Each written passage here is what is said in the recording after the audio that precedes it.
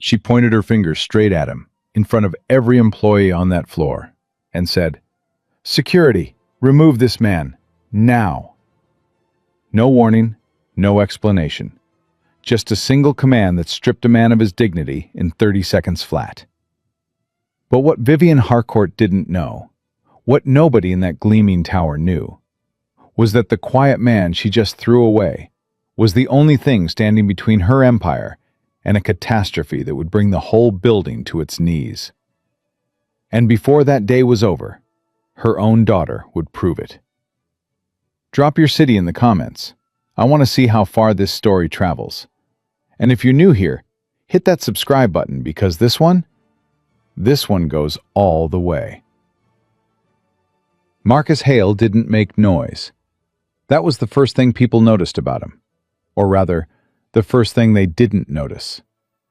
He moved through Harcourt Technologies Tower the way oxygen moves through a room. Quietly, constantly, absolutely necessary and completely overlooked. He arrived at 5:47 every morning, 13 minutes before his shift technically started. He liked those 13 minutes. The lobby was empty, the marble floors still cold, the hum of the HVAC system the only sound in the whole building. In those 13 minutes, Marcus would stand near the East Utility Corridor, close his eyes, and listen, the way a doctor listens to a chest through a stethoscope. He could hear everything the building was saying. A bearing starting to wear down on the third-floor air handler. A pressure drop building in the West Wing water supply. A vibration, faint, almost imperceptible, coming from somewhere deep behind the elevator shaft on 16. Marcus heard all of it. He just didn't say anything about it anymore. That had stopped being his job a long time ago. He pulled his gray maintenance cart from the utility closet and started his rounds. Mop heads, cleaning solution, replacement light bulbs, zip ties, a worn leather notebook he'd carried for 11 years. The notebook wasn't standard issue. Nothing about Marcus was standard issue. But nobody at Harcourt knew that. To them, he was the quiet black man who fixed the things nobody else wanted to touch. The clogged sink on 12. The stuck emergency exit on 7. The thermostat on the executive floor that nobody could figure out. He fixed that thermostat 3 times in 2 weeks. The third time, he left a handwritten note in the panel. Faulty sensor. Needs full replacement, not reset. M.H. The building manager, a man named Doyle with red cheeks and a permanent clipboard, had looked at the note, looked at Marcus, and said, "Just keep resetting it. They don't want to pay for the full fix." Marcus had nodded, taken his cart, moved on. That was the job now. He thought about Sophie while he worked. That was the other thing people didn't know about Marcus Hale. The thing underneath the quiet, underneath the gray uniform and the worn work boots and the way he kept his eyes down in the elevator. He had a daughter, 8 years old, gap-toothed, impossibly loud, obsessed with butterflies and old Motown records, and asking questions Marcus couldn't always answer. "Daddy, why is the sky blue during the day but black at night? Daddy, if you're so smart, why do you clean floors?" That second one had come out of nowhere on a Tuesday morning, right as he was packing her lunch. She hadn't meant it to sting. She was 8. But it had stayed with him all day, moving around somewhere behind his sternum like a loose part. Why did he clean floors? Because Sophie needed new shoes every 3 months, and the electricity bill in their apartment was brutal in winter, and the after-school program at St. Catherine's cost $400 a month, and she loved that program, loved Mrs. Okafor, who taught her piano, loved the friends she'd made there, and Marcus would walk into a burning building, barefoot, before he let any of that disappear. That was why he cleaned floors. He pushed his cart onto the service elevator, pressed the button for 14, and listened to the building breathe. The trouble started at 9:14 a.m. Marcus had been replacing burned-out panels in the maintenance corridor on 14 when Doyle came crackling over the radio, voice tight and irritated. "Hale, where are you?" 14. Panel work. "I need you on 23, executive floor. One of the VP bathrooms has a sink backing up." "You need to go now," Doyle said. Like the sink was the emergency. Like it was bleeding. Marcus didn't point out that the panel he was replacing was a fire safety component. He just said, "Copy," clicked off, and started loading his tools back onto the cart. He took the service elevator to 23. The executive floor of Hardcourt Technologies Tower was a different world. Marcus had been up there maybe 4 times in his 2 years at the building. It wasn't his assigned zone. It smelled different up there. Something expensive and artificial. Like the air itself had been laundered. The carpet was dark charcoal, thick enough to swallow sound. The glass walls looked out over the city, like the floor had been designed specifically to remind everyone below how far down they were. He moved fast, head down, cart straight to the executive bathroom suite on the north side. He found the problem in under 2 minutes. A clog deep in the P-trap, built up over months of neglect, compounded by someone using the sink as a drain for something that definitely wasn't supposed to go down a sink. He pulled his tools, got on his knees, and went to work. In 11 minutes, it was done. He stood, washed his hands at the now clear sink, loaded his tools back onto the cart, and turned to leave. That was when he made the wrong turn. He didn't realize it immediately. The executive floor hallways had a mirrored layout, 2 identical-looking corridors branching off the main atrium, and Marcus took the right fork when he should have taken the left. He pushed his cart around a corner, through a set of frosted glass doors, and stepped directly into the executive boardroom. It was full. Not a meeting full, a presentation full.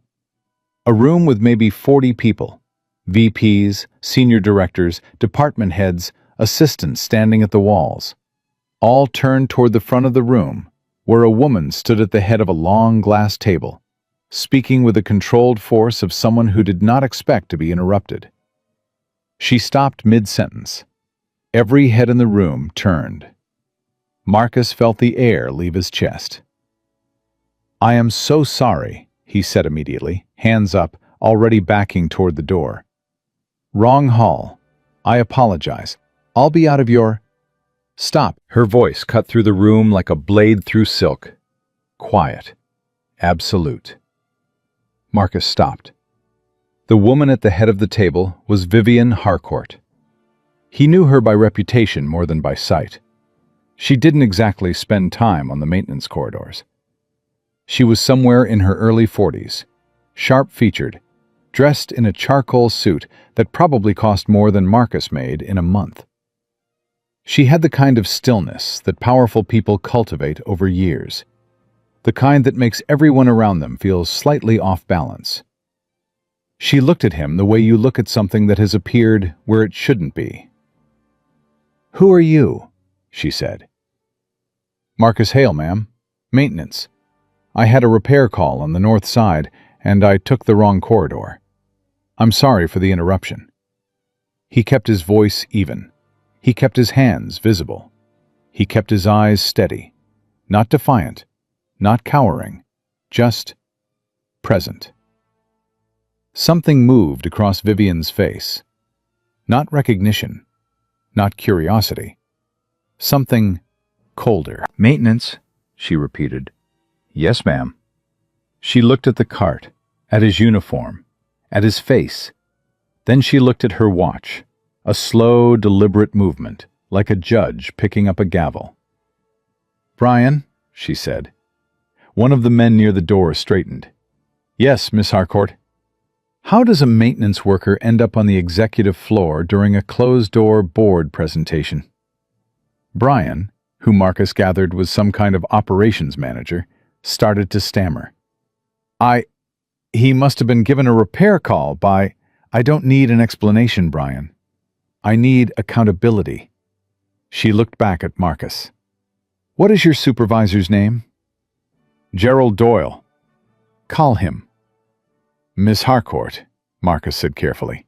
I can explain. I had a legitimate service call on this floor, and I didn't ask you to speak. The room went absolutely silent. Marcus felt something tighten in his jaw. He'd felt this before. Not this exact moment, but this shape of moment. The kind where someone decides what you are before you say a word, and everything you say after that only confirms what they've already decided. He went quiet. Brian made the call. 30 seconds later, Doyle's voice came through, distant and defensive, confirming the repair call, confirming Marcus was authorized to be on 23. It didn't matter. Mr. Doyle, Vivian said, loud enough for the room to hear. Your maintenance staff has walked into a closed executive session. That is a security and confidentiality breach, regardless of the circumstances. I want this man's badge deactivated, and I want him off the premises within the hour. Dead silence. Even Brian looked like he'd swallowed something wrong. Ms. Harcourt, Doyle said through the phone, carefully. Marcus has a clean record, and he was responding to a call that... This isn't a discussion, Gerald. He's terminated. Process it today. She hung up, or rather, she handed the phone back to Brian as if it were a used napkin, and turned her attention back to the room as if nothing had happened.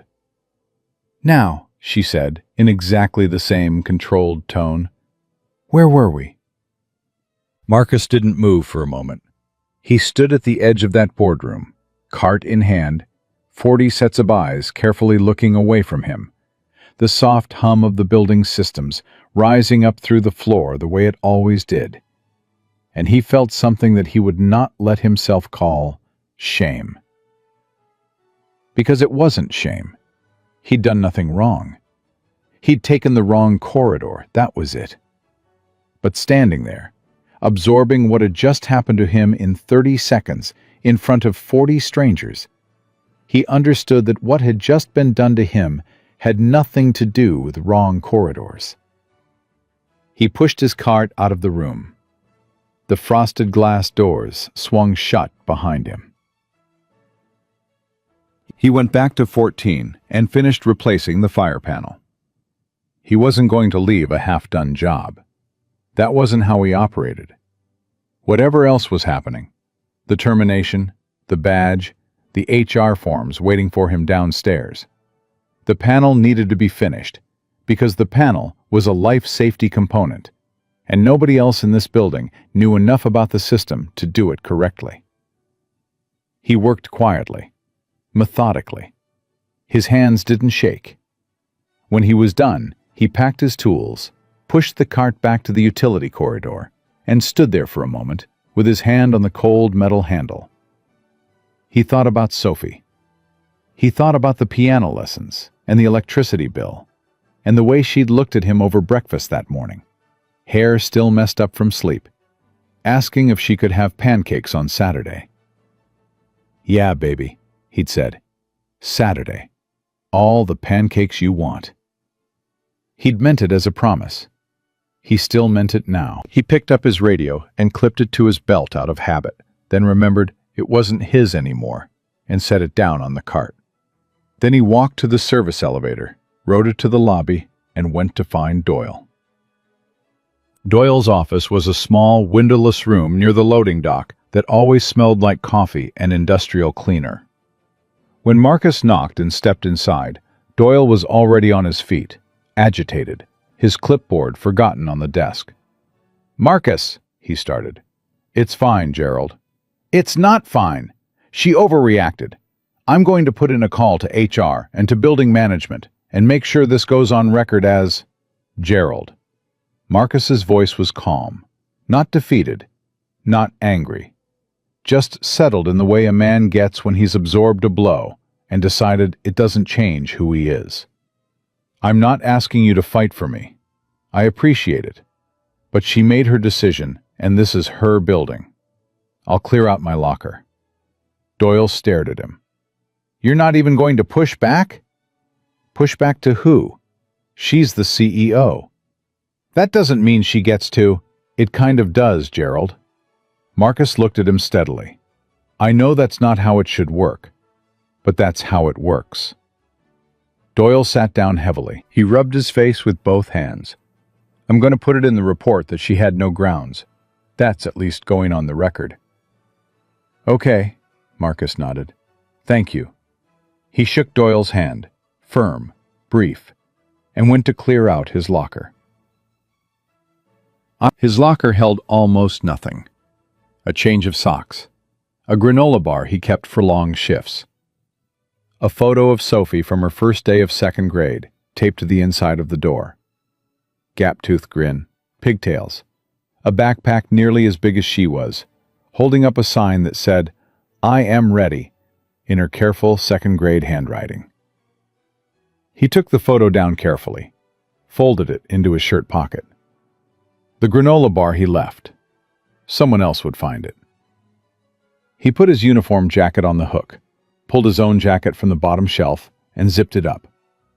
Then he picked up the one thing he always brought from home, the worn leather notebook, and tucked it under his arm.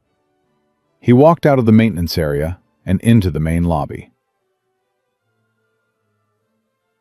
It was almost noon now. The lobby of Hardcourt Technologies Tower was starting to fill with the midday energy. Elevator doors opening and closing, people heading to lunch, the security desk busy with visitor badges. Marcus kept to the side. He had his personal badge ready to hand to the desk. Doyle had texted him that deactivation would happen at noon, and it was 11:53. He wanted to be out before then. He didn't want the embarrassment of a badge that didn't work. He was about 15 feet from the security desk when the elevator bank opened behind him, and he heard a voice. "Marcus!" He turned. Leela Harcourt was 8 years old, small for her age, with her mother's sharp eyes and what appeared to be an entirely different human being's heart. She was running, actually running across the marble lobby floor in her school shoes. And before Marcus could do much more than turn and open his arms out of pure reflex, she hit him like a freight train. Both arms wrapped around his midsection, face buried in his jacket, squeezing with the particular ferocity that 8-year-olds deploy when they haven't seen someone they care about in too long. The lobby went quiet in pieces, like a wave moving outward from their center. The security desk. The people near the elevators. A cluster of employees heading to lunch. Marcus stood very still, one hand resting gently on the back of Leela's head, looking at the lobby that had gone suddenly completely silent around them. "Hey, Leela Bird," he said softly. "What are you doing here?" "Mom has a thing," she said into his jacket, muffled. "Somebody forgot to pick me up from school, so they brought me here." She pulled back and looked up at him with the uncomplicated accusation that only children can really manage. "I waited for you in the lobby yesterday, and you didn't come. Mrs. Garcia said you were busy." "I was busy yesterday," Marcus said carefully. "Are you leaving?" She looked at the jacket, the notebook, the absence of his uniform.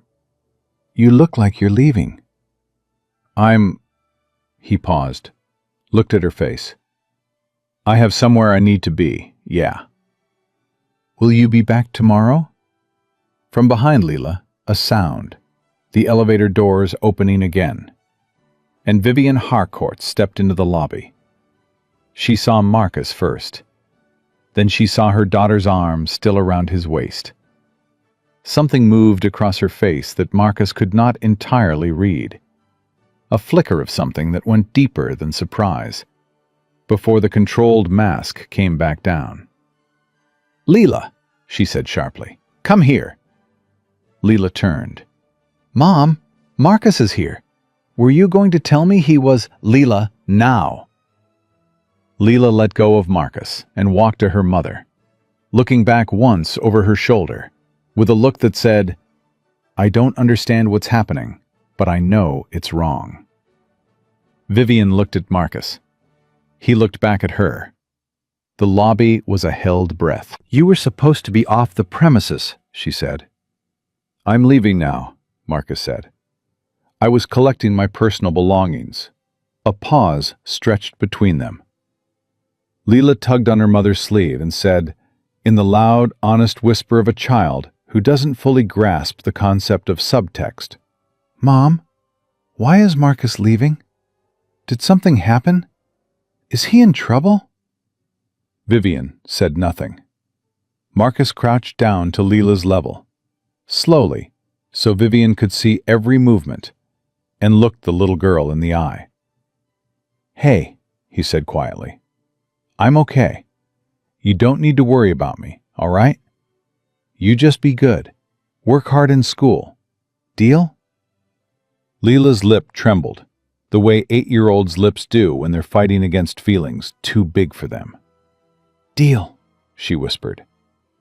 Marcus stood, straightened his jacket, met Vivian's eyes one more time, and then Marcus Hale, who had once redesigned the climate control systems for an entire medical complex from scratch, who had a notebook full of observations about this building that none of its engineers had ever bothered to document, who had spent 2 years being quietly invisible in the walls of this tower, walked to the security desk, handed in his badge, pushed through the revolving glass door, and stepped out into the cold morning air. Behind him, the lobby stayed quiet for a long time. He was 2 blocks away when his phone rang. He looked at the screen. Unknown number, local area code. He almost didn't answer. "Yeah," he said. "Mr. Hale." A woman's voice. Controlled, precise, and carrying in it something that sounded, barely, underneath all that control, like the beginning of uncertainty. "This is Vivian Harcourt." Marcus stopped walking. "I have a situation in the building," she said, "and I'm going to need you to come back." He stood on the sidewalk with the cold wind off the city cutting through his jacket, and the photograph of Sophie pressed flat in his shirt pocket against his chest. "I was just fired," he said, quietly, without heat. A pause. "I know," Vivian said. Another pause. Longer. And then, barely, in a voice that probably cost her more than she'd ever admit, she said, "Please." Marcus looked back at the tower, all 28 floors of it, glass and steel, catching the winter light. He could feel something wrong with it from here, not metaphorically, literally. A vibration in the ground, coming up through the soles of his boots, that hadn't been there this morning. Something in the building was talking. He'd been hearing it for weeks. He pressed his phone back to his ear. "I'm coming," he said. Marcus felt the vibration before the elevator reached the lobby level. It wasn't loud. It wasn't the kind of thing that would make a civilian stop and look around. It was subtle, a low, rhythmic shuddering that came up through the floor like a second heartbeat running slightly out of sync with the first. Marcus felt it travel through his boots the moment he pushed back through the revolving glass door.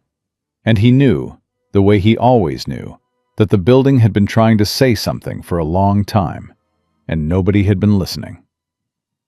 The security desk attendant, a young man named Ray who'd always given Marcus a nod in the mornings, looked up with visible confusion. "Mr. Hale, I thought—" "Ms. Harcourt called me back in," Marcus said. He kept moving. "She'll confirm it." Ray picked up his desk phone. Marcus didn't slow down. He went straight to the service corridor, not the main lobby. The executive elevator could wait. He needed to check the mechanical room on sublevel 2 first, because whatever was happening in this building, it was starting from the bottom. Vivian met him in the main corridor outside the building's central operations room on sublevel 1. She had 2 of her senior engineers with her, A man named Preston, who had the look of someone who'd been awake for a while, and a woman named Delgado, who held a tablet in both hands like it was the only solid thing left in the world. Vivian looked at Marcus and said nothing for a moment. Just looked at him, the way you look at a decision you've already made and are still not entirely comfortable with. "Thank you for coming back," she said. The words were clipped, exact, the minimum required to acknowledge what had happened without opening the door any wider than necessary. Marcus nodded once. "What are you seeing?" Preston jumped in immediately, clearly relieved to have someone to report to who seemed like they might actually understand the answer. "We started getting pressure fluctuations in the building's primary coolant loop about 40 minutes ago. At first we thought it was a sensor error. The readings were inconsistent, jumping between normal range and about 30% below threshold. But then we lost 2 of the secondary HVAC feeds on floors 9 through 14. And now we're getting warning indicators on the elevator hydraulics for shafts 2 and 4. Marcus looked at him. "What does your monitoring system say is the cause?" Preston and Delgado exchanged a glance. "That's the problem," Delgado said. "It's not giving us a single cause. It's showing cascading flags across 3 different systems, and they don't connect to each other in any logical sequence, according to the building's original schematics." "Because the original schematics are wrong," Marcus said. Vivian's head turned sharply. "Excuse me?" "Not wrong the way an engineer makes a mistake. Wrong the way things drift over time." He looked at her directly. "This building has been modified 3 times in the last 8 years, 2 infrastructure expansions and a floor reconfiguration on 12 and 13. Every time you make a structural modification to a building this size, the system load redistributions don't always make it into the updated documentation. Things get routed differently in practice than they are on paper." He paused. "I've been watching it happen for 2 years." The corridor was quiet. The fluorescent lights above them hummed softly.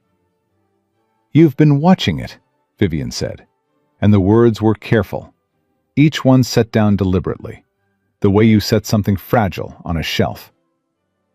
"You're a maintenance worker."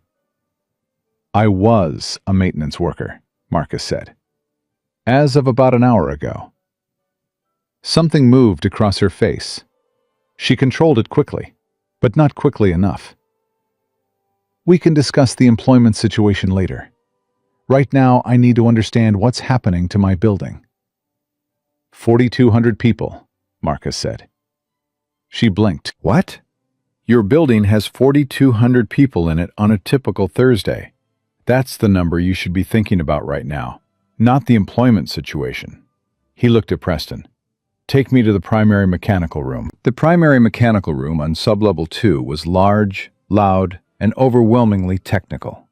A cathedral of pumps and pipes and electrical panels and climate control infrastructure that most people who worked in the building above had no idea existed.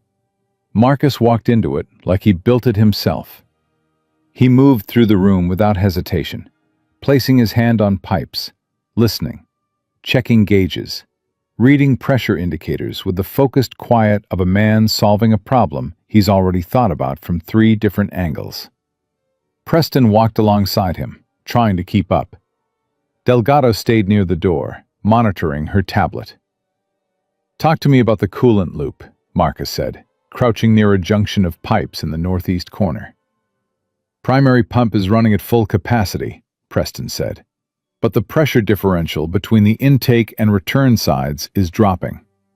We thought it was a pump bearing issue, but the pump diagnostics check out. The pump is running fine.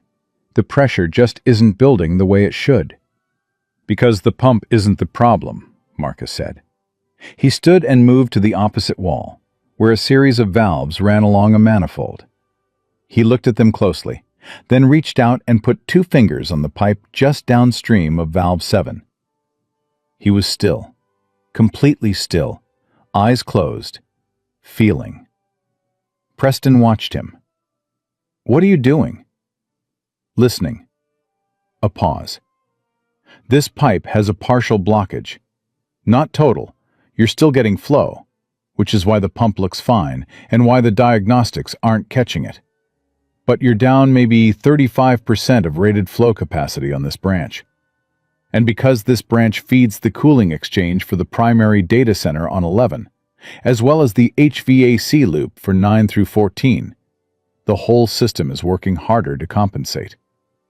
When a system works harder to compensate, it generates more heat. When it generates more heat, it starts tripping safety shutoffs, Preston said slowly. He looked at Delgado. That's why we're losing the secondary feeds. And the elevator hydraulics? Vivian asked. She'd followed them in, standing slightly apart, arms crossed, listening with an expression Marcus couldn't fully read. The elevator shafts on 2 and 4 run adjacent to the cooling line I just showed you.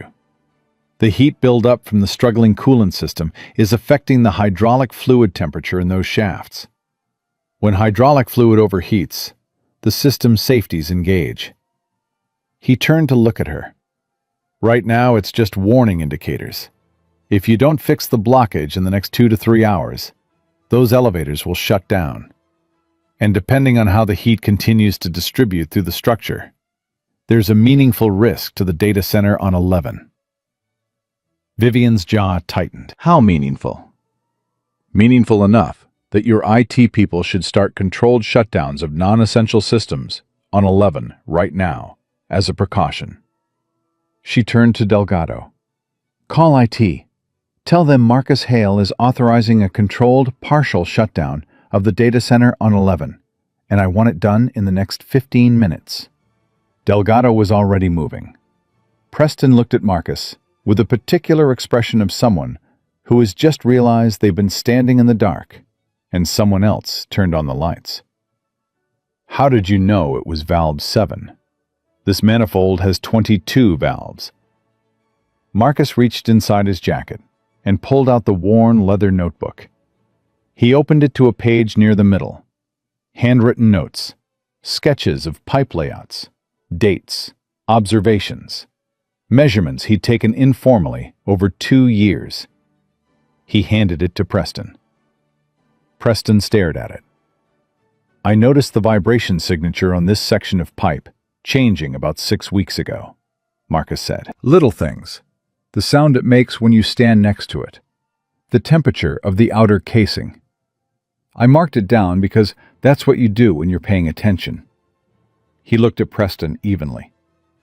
I put a written note in the maintenance log 5 weeks ago, recommending an inspection of this section. I don't know if anyone read it. Preston looked up from the notebook. He didn't say anything, but his expression said everything. Nobody had read it. It took Marcus 20 minutes to diagnose the blockage precisely, and another 10 to determine the best approach to clear it without taking the system offline completely, which, in a building with 4,200 people, would create its own cascade of problems. He talked through the procedure with Preston as he worked, not because he needed help exactly, but because Preston was sharp and Marcus believed in not hoarding knowledge. Vivian stayed. That surprised him, honestly. He'd expected her to go back upstairs, make a few calls, delegate the whole thing and return to whatever her day had been before it got complicated. Instead, she stood near the door of the mechanical room with her arms still crossed, watching. And Marcus was aware of her watching the way you're aware of something at the edge of your vision. A presence that has weight. At one point, when Preston went to retrieve a specific tool from the supply cage on the other side of the room, Vivienne walked closer. How long have you worked in this field? She asked. Marcus didn't stop what he was doing. About 17 years, all told.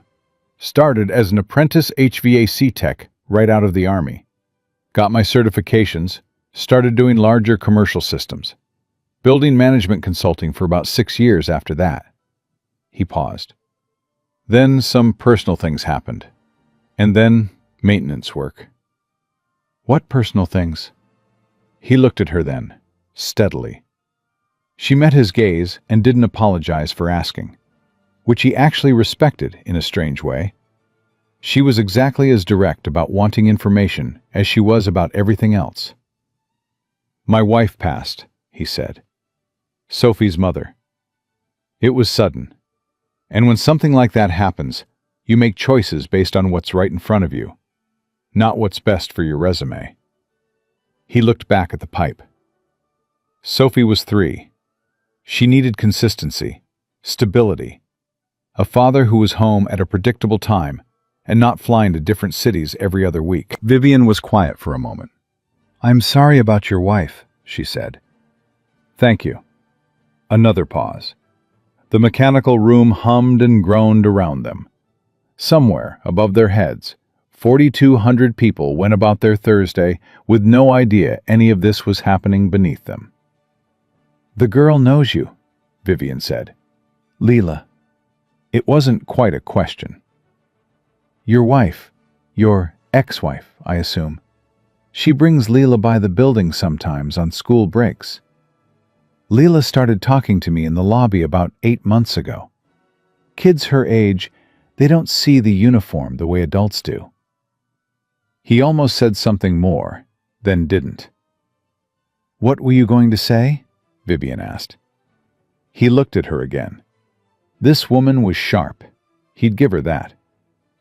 "I was going to say that your daughter is kind," he said simply, "and curious, and she pays attention to people. Those are good things to be." Vivian looked at him for a long moment. Her face was very controlled, but her eyes were doing something that her face wasn't quite managing to hide. "She talks about you," Vivian said, quietly enough that it might have been meant to stay internal. "I didn't know who she meant until today. She called you the man who knows all the secrets of the building." A pause. "I thought she was being dramatic." "Kids usually aren't," Marcus said. Preston came back with the tools, and Marcus turned his full attention back to the work. The repair itself was methodical, relieving the pressure on the blocked section, isolating the segment, clearing the obstruction, which turned out to be a combination of mineral buildup and what appeared to be a gasket fragment from a repair done sometime in the last year that had partially broken loose and lodged itself in the flow path. "This should have been caught in quarterly maintenance," Marcus said, examining the fragment. Preston looked deeply uncomfortable. "We had a vendor change 8 months ago. The new service contractor. They've had some issues." "Issues," Marcus repeated, without inflection. "They're cheaper," Preston said, like a confession. Marcus set the fragment down and said nothing. After the blockage was cleared, he walked the system through a pressure restoration sequence, bringing the coolant flow back to rated capacity gradually, watching gauges, listening, making sure the increased pressure didn't create a new problem somewhere else on the network. It took time. Careful, patient time. Vivian watched all of it. At some point, her phone went off. She looked at it, silenced it, and put it back in her pocket without stepping out. That surprised Marcus again. By the time the system was stable, the pressure readings normalized, the secondary HVAC feeds on 9 through 14 beginning to restore. It was mid-afternoon. Marcus stood up straight and rolled his shoulder back.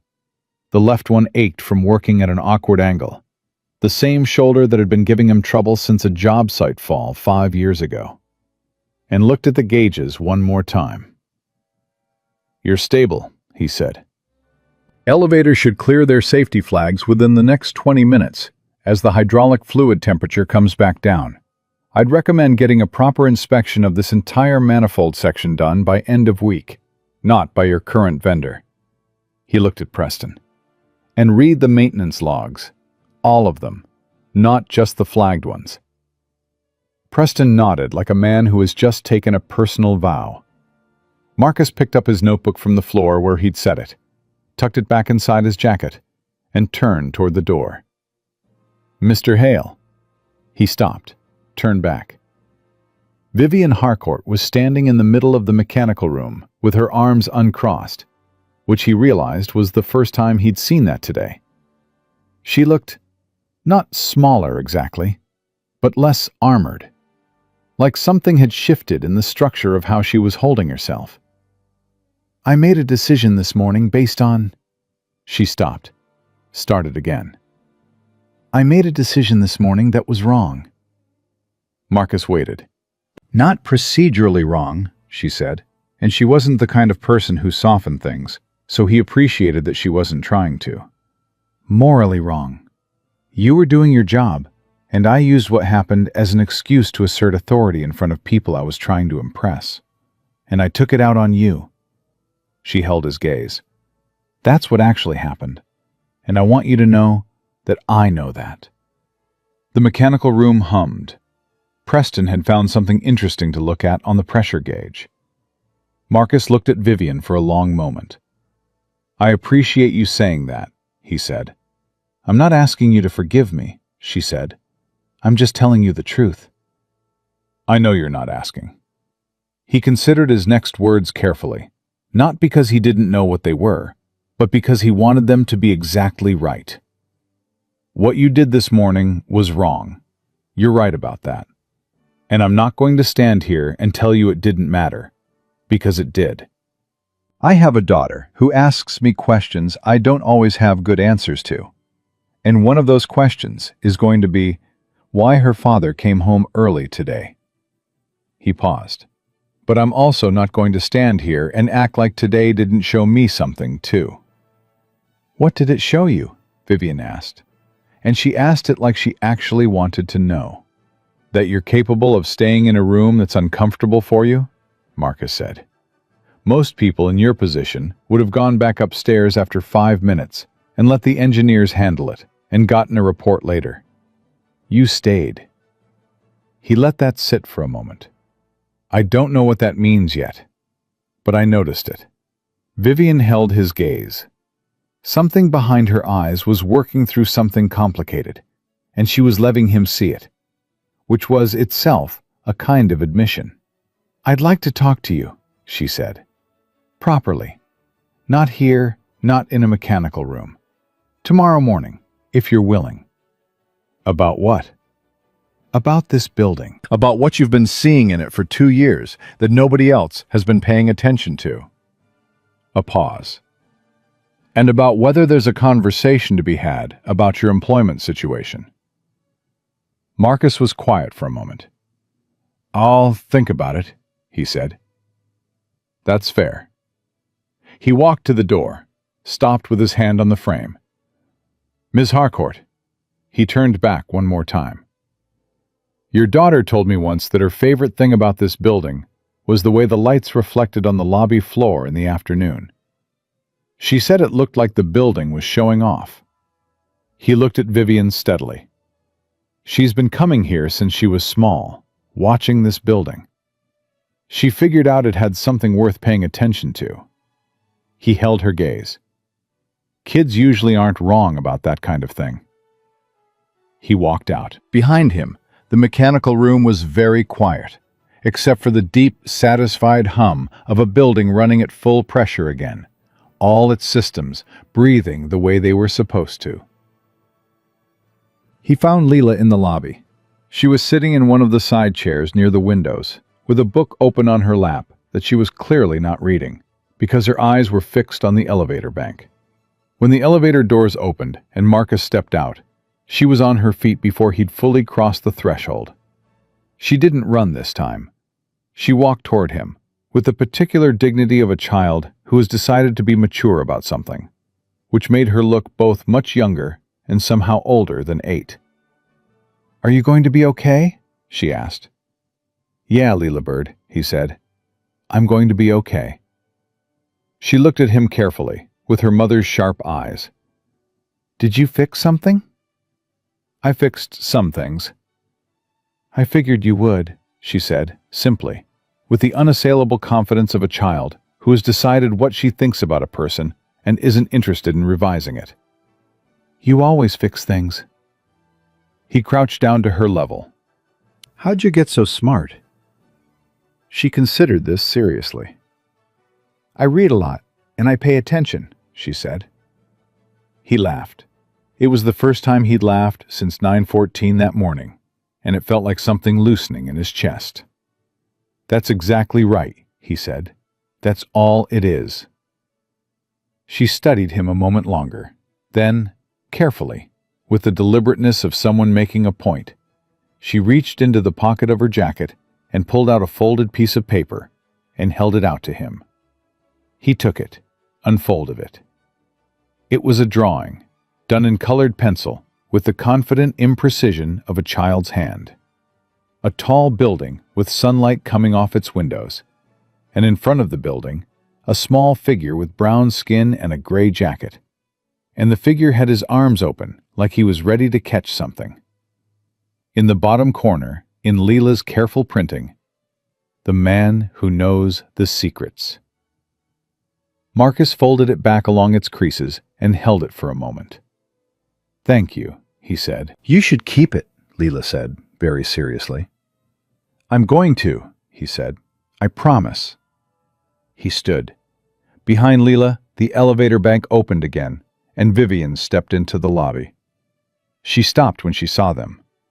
The three of them stood in a loose triangle near the windows, and through the glass, the afternoon was doing what it did at this hour, sending long bars of gold light across the marble floor, the building showing off exactly the way Leela had described. Vivian looked at her daughter, then at Marcus, then at the folded paper in Marcus's hand, which Leela was still watching like she needed to make sure he held on to it. Something in Vivian's face changed, something that had nothing to do with authority or control or the management of impressions. Something that was probably not supposed to be visible on the CEO of anything in a lobby full of employees heading home for the evening. She looked, very briefly, like a person. Marcus tucked the drawing into his jacket pocket, next to the photo of Sophie. "I'll call your office tomorrow morning," he said to Vivian. "We can talk." She nodded. "I'll be there from 8. He looked down at Leela once more. "You be good." "I'm always good," Leela said, with perfect confidence. He walked to the revolving door, pushed through it into the late afternoon cold. The city was doing what it did at this hour, noisy, indifferent, lit up and alive, 4,200 people spreading out into it from this tower alone, not one of them knowing how close things had come today to going very differently. Marcus walked 2 blocks, then stopped at a corner and took out his phone and called the one person he always called when a day had been the kind of day that needed to be talked about with someone who loved you without conditions. Sophie picked up on the second ring. "Daddy, are you coming to get me soon?" "Yeah, baby," he said. "I'm coming right now." "Can we have pancakes tonight instead of Saturday? Today was a weird day." He smiled, slow and real, out there on the cold sidewalk with the city going past him in every direction. "Tonight," he said. "All the pancakes you want." He put the phone back in his pocket and started walking. Behind him, the tower rose into the evening, fully lit, every system running exactly as it should. He made the pancakes from scratch. That was the thing about Marcus Hale. He didn't do things halfway. Not repairs, not promises, and not pancakes. He stood at the stove in their apartment kitchen, while Sophie sat at the table behind him, telling him about her weird day with the kind of compressed urgency that 8-year-olds bring to storytelling, where every detail carries equal dramatic weight, regardless of its actual importance. "And then Tyler said that butterflies don't actually sleep, and I said that was wrong because Mrs. Okafor told me they do. And then Tyler said Mrs. Okafor was wrong, and I said Mrs. Okafor has never been wrong about anything. And then Tyler said, Tyler sounds like he has a lot of opinions," Marcus said, pouring batter. "Tyler has too many opinions," Sophie said, with the authority of someone who has given this significant thought. "Daddy, did something bad happen today?" He didn't turn around right away. He kept his eyes on the pan and let the question settle for a moment. The way you let something hot cool to a temperature you can actually handle. Why do you ask? Because you have your thinking face. I always have my thinking face. You have your sad thinking face. It's different. Your forehead does a different thing. He turned then, looking at her over his shoulder. She was watching him, with her chin propped in both hands, completely serious, the way she got sometimes.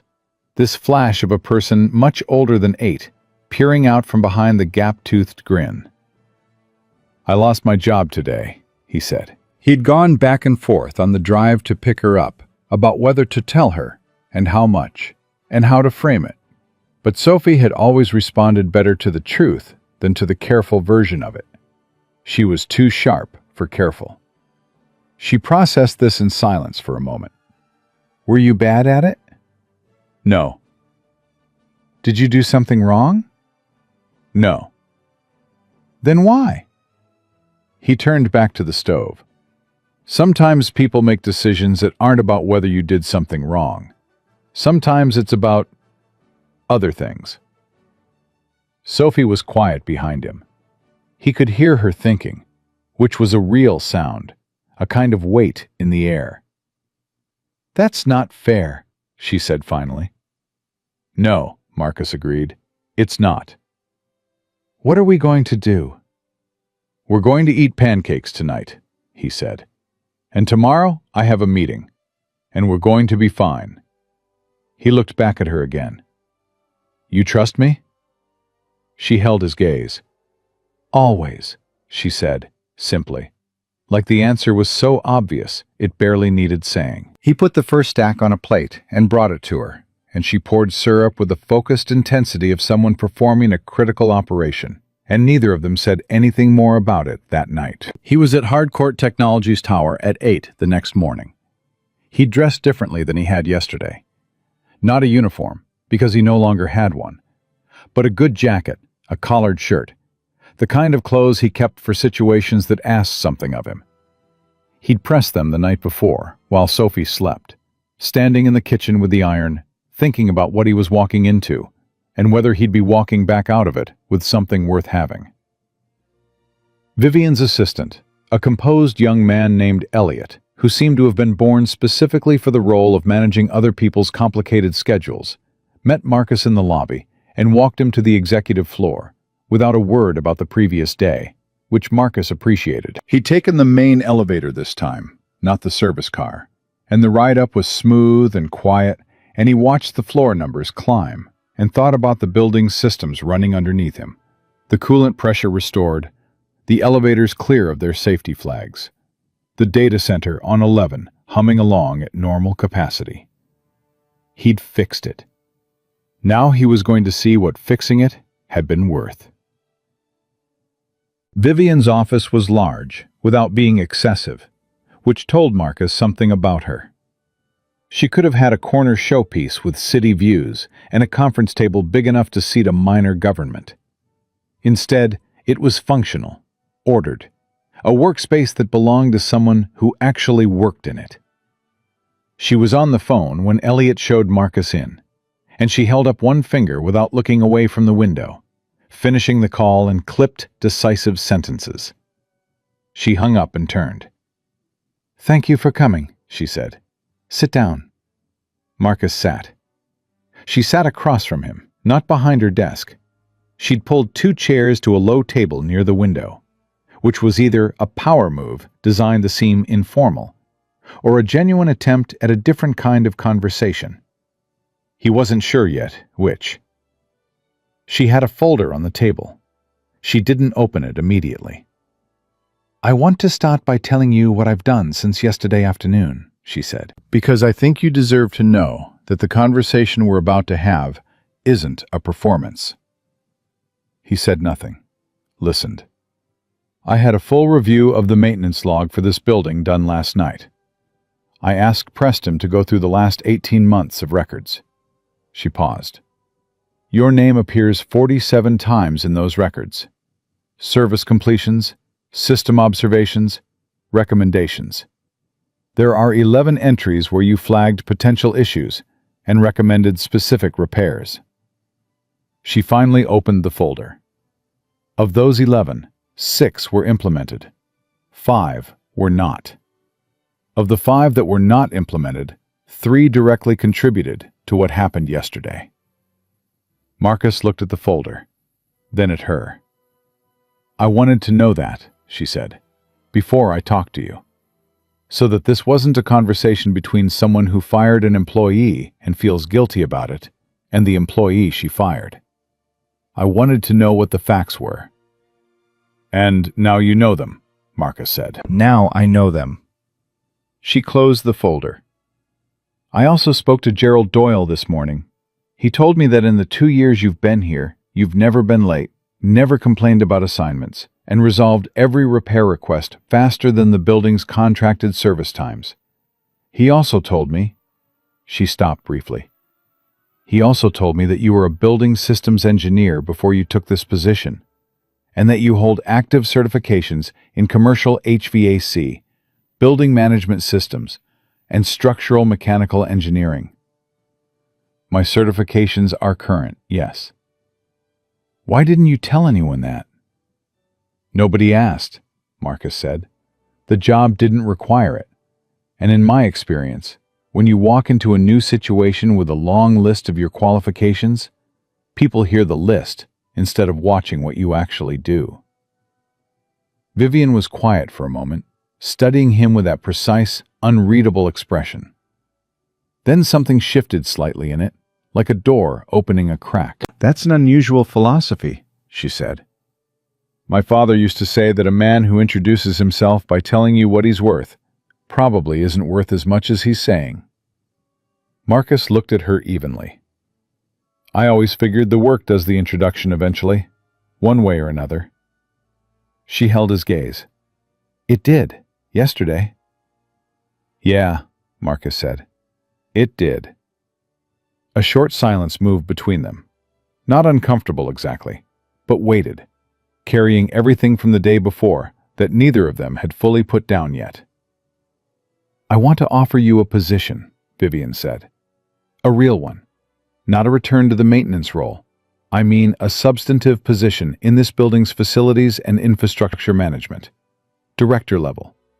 You would oversee all building systems, all service contracts, all ongoing maintenance planning. You would report directly to building operations, with a standing seat at quarterly infrastructure reviews." Marcus looked at her. He didn't say anything for a moment. "You've been watching this building lose money and risk liability for 2 years because nobody with your level of understanding was in the room where decisions get made," Vivian continued. "What happened yesterday cost us a partial shutdown of the data center on 11 and 4 hours of reduced elevator service. Our IT team estimates we lost approximately $300,000 in productivity and service interruption costs. The repairs themselves were minimal. The knowledge of what to repair was the expensive part, and we didn't have access to it." She looked at him directly. "I'm not offering you this position because I feel guilty about yesterday, Mr. Hale. Although I do. I'm offering it because it's what this building needs, and you are the right person for it." Marcus was quiet for a long moment. He looked out the window at the city, the tops of other buildings, the sky doing what it did in the morning, pale and cold and wide. "What's the compensation?" he said. She named a number. Marcus kept his face still, but something behind it shifted. The number was more than he'd made in the last 3 years combined, and what it meant was not a salary. What it meant was Sophie's piano lessons secured for years, and the electricity bill becoming something he stopped thinking about, and the college fund he'd been contributing $5 a week to when he could manage it, suddenly becoming something real. He let none of that show, not because he was too proud, but because the number wasn't what he needed to decide. "I want to ask you something," he said. "Go ahead." "Yesterday morning, before the building situation, when you told security to remove me," he paused. "I want to understand what that was, from your perspective. Not as an apology. I'm not asking you to apologize again. I'm asking because if I'm going to work in a building where you make the decisions, I need to know how you make them. Vivian didn't look away from him. She didn't reach for deflection or softening. He'd already seen that she wasn't built for deflection, which was the thing about her that he could respect, even on the worst day. I was in the middle of a presentation to 40 people, she said. There are 3 members of that group who are evaluating whether to recommend us for a significant government contract. The contract represents about 20% of our projected revenue for the next 4 years. When you walked through that door, I had 2 choices. I could handle the interruption calmly and risk looking like I didn't control the environment around me, or I could act decisively and send a signal about how this organization operates. She held his gaze. I chose the signal, and I chose it fast, without thinking about you as a person. Because in that moment, you were a variable, not a person. And that's the problem, Marcus said. He said it without heat. Yes, Vivian said, that's the problem. Because you'll have more moments like that, Marcus said. Other variables will appear at inconvenient times. And the way you handle the variable is the way you handle people, whether you mean it to be or not. And people, the actual human beings inside your building, working for your company, they're watching how you handle it. Every time. He paused. 40 people saw what you did to me yesterday. 40 people went back to their desks thinking about what that means if it happens to them. Vivian absorbed this without flinching. That was something. He'd half expected defensiveness, the kind of defensive pivot that people in positions of power often mistake for strength. She didn't do that. You're right, she said. I know I'm right, Marcus said, not arrogantly, just as a fact. She almost smiled. It wasn't quite a smile, but it was the shape of one, the way a building shows the shape of light without quite catching it yet. Will you take the position?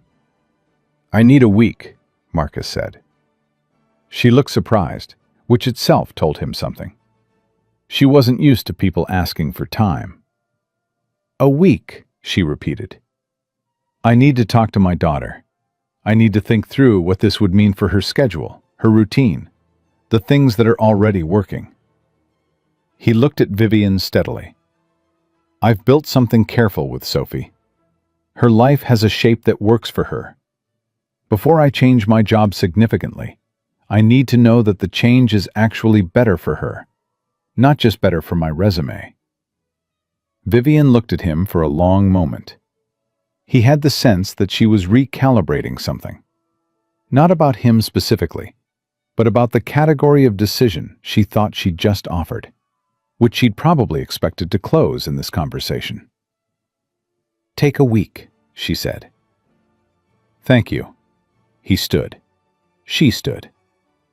Mr. Hale, she said, for what it's worth, what you said yesterday about Leela, about her paying attention to people. She stopped, and for just a moment, something genuinely unguarded moved across her face.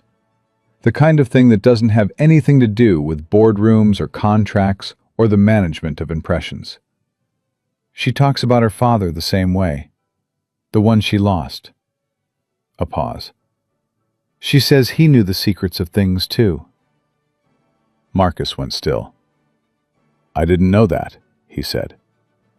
She was 4 when he died, Vivian said. So most of what she knows about him is from stories. She looked out the window for just a moment. She has a gift for recognizing certain kinds of people. I should have trusted that more than I did. Marcus held that for a moment. The weight of it. The particular sadness of 2 people who had both lost someone and raised a child on the other side of that loss, and found themselves standing in the same room trying to figure out what comes next. She's a good kid, he said. You should be proud of her. I am, Vivian said. And the way she said it was completely unguarded, no performance in it whatsoever, just a mother saying a true thing. Every day. Marcus took the elevator down, Not the service elevator this time. The main one, with the brushed steel doors and the smooth, silent mechanism that told you, every time you rode it, that you were in a building that had been built to impress. He stood in the elevator and felt it moving. The subtle hydraulic pressure shifting as it descended, everything running as it should. The whole intricate machine of the building doing what it was supposed to do.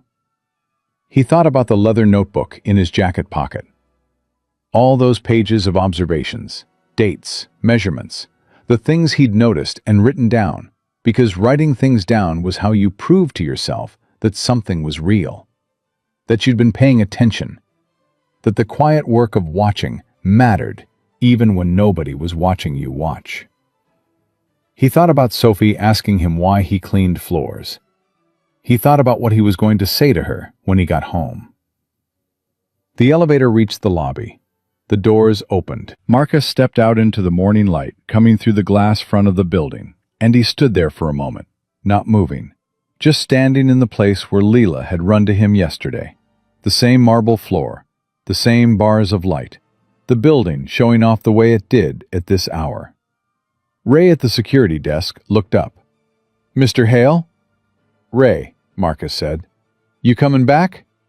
Marcus looked at him. Ray was maybe 24, 25, the kind of young man who watched how things worked and filed the information away for later. "Don't know yet," Marcus said. "Ask me next week." Ray nodded. "For what it's worth, sir, the whole lobby was talking about yesterday. What you did." He paused, with the careful phrasing of someone who wants to say a thing correctly. "People notice, even when it looks like they don't." Marcus looked at him for a moment. "That's a good thing to know," he said. He pushed through the revolving door and stepped outside into the morning. He had one stop to make before he went home. He walked 3 blocks north to St. Catherine's, arriving 20 minutes before Sophie's morning class let out for break. Mrs. Okafor, who taught piano on Tuesday and Thursday, and also happened to know everyone's business in the gentle, involved way that great teachers always do, found him waiting in the hallway. "Marcus," she said, "you're here early. Is Sophie all right?" "Sophie's fine," he said. I had a free morning, and I wanted to walk her out for break." He paused. "And I wanted to tell you that the piano is making a difference with her. The way she sits still with it, the way she works at something until it works back." He looked at Mrs. Okafor. "That's because of you. I wanted you to know I see that." Mrs. Okafor looked at him the way good teachers look at parents who pay attention, with a warmth that was also a kind of recognition. "She gets that from somewhere," Mrs. Okafor said simply. Marcus put his hands in his jacket pockets. In the left one, his phone. In the right one, 2 pieces of folded paper. Sophie's school photo and Leela's drawing, the man with his arms open in front of the tower, pressed flat together like pages in a book. He heard the classroom doors opening down the hall, the sound of children, that particular compressed noise of 8-year-olds releasing from 90 minutes of enforced quiet. And then Sophie came around the corner, backpack bouncing, and saw him. And her face did the thing it always did, lit up from somewhere inside it, the gap-toothed grin arriving about a half-second before the rest of her as she covered the distance between them at a dead run. He caught her, swung her up. Her arms went around his neck, and she laughed the way kids laugh when they're not performing happiness for anyone, just actually having it. And Marcus held his daughter in the hallway of St. Catherine's with the morning coming through the windows, and thought about all the versions of himself that had existed before this moment. The engineer, the army man, the husband, the grieving man, the quiet man in the gray uniform. And how every single one of them had been walking toward this, toward her, toward being the kind of man that a person could run to. "Daddy, you never come at break," she said into his shoulder. "I know. I had a free morning." She pulled back to look at him, suspicious in the loving way she always was. Did something good happen? He thought about Vivian's office, about the number she'd said, about a week's worth of thinking ahead of him. Something might, he said. I'll tell you about it Saturday. Over pancakes? Over pancakes, he said. She settled this arrangement with a nod of absolute satisfaction, and he set her down and took her backpack from her and carried it on his shoulder. And they walked out into the morning together, and the city went on around them the way cities do, loud and indifferent, and full of 10,000 stories happening all at once. Marcus Hales was just one of them, but it wasn't done yet. The week Marcus asked for turned out to be the longest week he'd had in years. Not because anything catastrophic happened, not because Sophie got sick, or the apartment furnace quit, or any of the ordinary disasters that had punctuated the years since Diana passed. The week was quiet, almost deliberately quiet, the way a room goes quiet when everyone in it is waiting for someone to say the thing that needs to be said. Marcus went about his days. He picked Sophie up from school. He cooked dinner.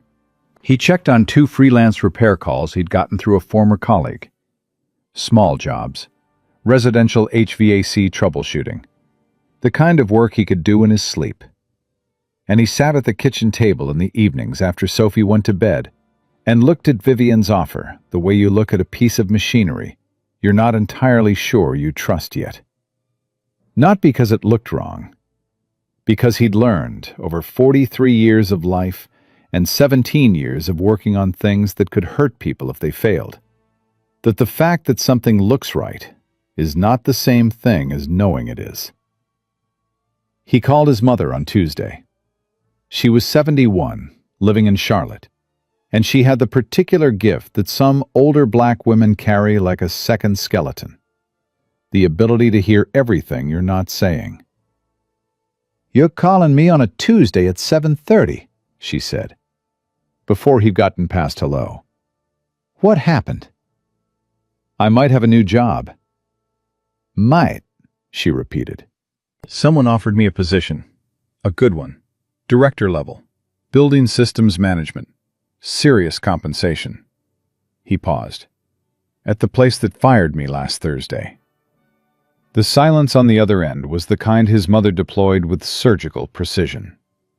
She could say more with 4 seconds of quiet than most people managed in 4 paragraphs. "Talk," she said. So he talked. He told her the whole thing. The boardroom, Vivian's voice cutting through the room like something final, Leela running across the lobby, the mechanical room, the conversation in Vivian's office. He told it all in order, the way he thought about things, not skipping the parts that didn't make him look entirely composed. When he finished, his mother was quiet for a moment. "This woman fired you in front of 40 people, she said." "Yes."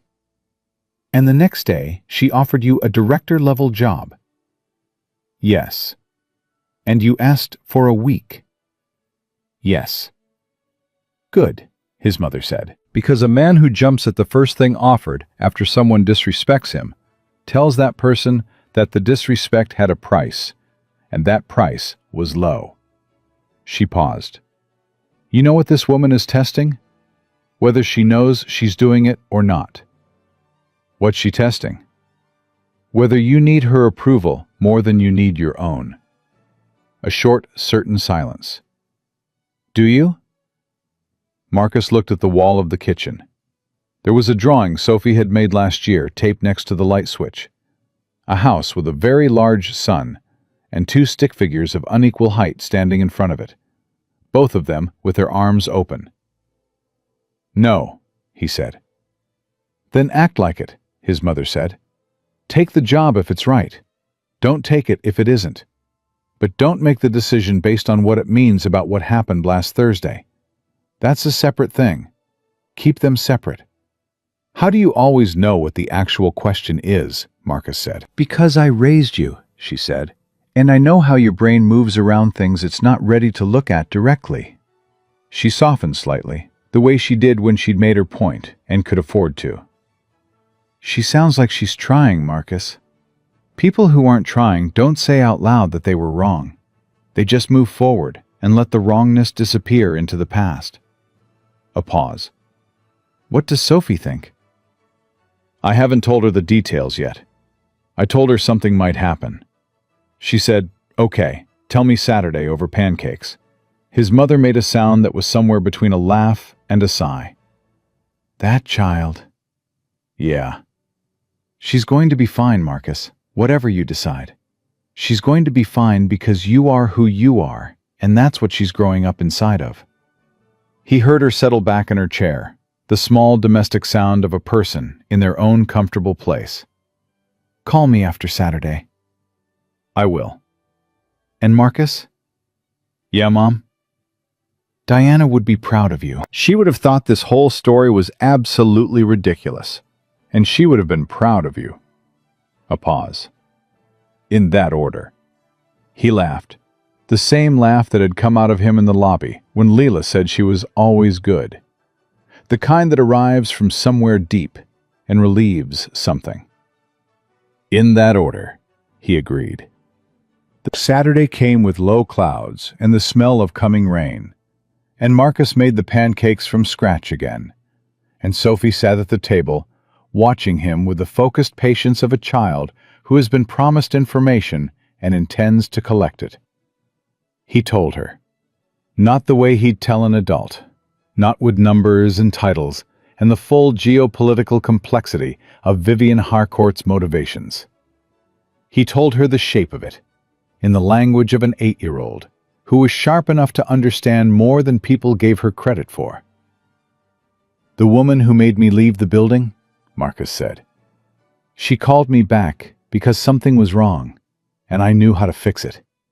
And after I fixed it, she offered me a real job, a big one, doing the kind of work I used to do before, taking care of the whole building, all its systems, making sure everything runs right. Sophie poured syrup very carefully. The building you know all the secrets of. He paused. Where'd you hear that? She looked up. Leela told me. He stared at her. You know Leela? She comes to St. Catherine's on Thursdays for the after-school art program. We're not in the same class, but I know her from the hallway. Sophie took a bite of pancake with the calm of someone delivering information they consider self-evident. She told me her mom worked in the big building downtown, where a man named Marcus knew all the secrets. I didn't know that was you until you told me about losing your job. She chewed. It's a small world, Daddy. Marcus sat down across from her. He looked at his daughter for a long moment, this compact, serious, gap-toothed person who had appeared in his life 8 years ago and rearranged every priority he'd ever had. You want to know something funny? He said. Always. When Leela's mom offered me the job, I asked for a week to think about it. And the main thing I said I needed to think about was whether the job was actually better for you. Not for me, for you. Sophie put her fork down.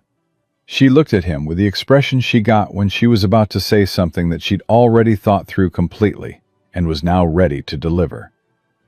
Daddy, she said, I'm 8. You don't have to protect me from you having a good job. He opened his mouth, closed it. I know we don't have a lot of extra, Sophie continued, with the matter-of-fact clarity of a child who has understood more about the household finances than her father realized. I know the piano lessons are expensive, and I know you worry about it. I'm not supposed to know you worry about it, but I hear you sometimes talking on the phone. She picked up her fork again. If this job is good, and the lady says sorry and means it, you should probably take it. She pointed the fork at him briefly, for emphasis.